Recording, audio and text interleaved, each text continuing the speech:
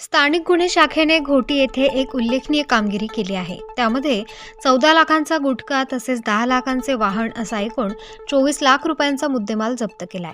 या प्रकरणी संबंधितांविरुद्ध घोटी पोलीस ठाण्यात गुन्हा दाखल करण्यात आलाय.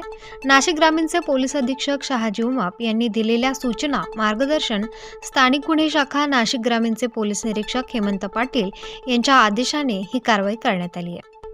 सहाय्यक पोलीस निरीक्षक दिलीप खेडकर यांना गुप्त बातमी मिळाली होती. त्या आधारे स्थानिक गुन्हे शाखा नाशिक ग्रामीण सहाय्यक पोलीस निरीक्षक सागर कोते, योगेश पाटील, शांताराम घुगे, प्रशांत पाटील यांच्या पथकाने सापळा रचून ही कामगिरी केली आहे.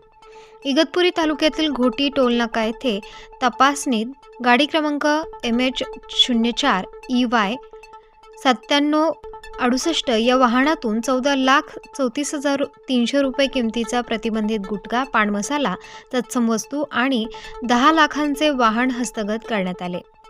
पंचांसमक्ष पंचनामा करून मुद्देमाल ताब्यात घेण्यात आलाय.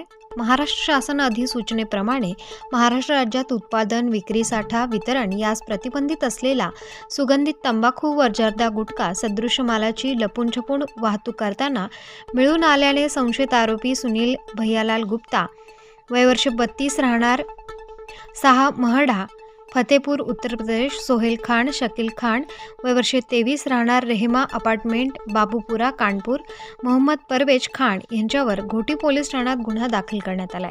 या कारवाईबद्दल नाशिक ग्रामीणचे पोलीस अधीक्षक शहाजी उमाप यांच्याकडून स्थानिक गुन्हे शाखेच्या पथकाचे विशेष अभिनंदन करण्यात आले आहे.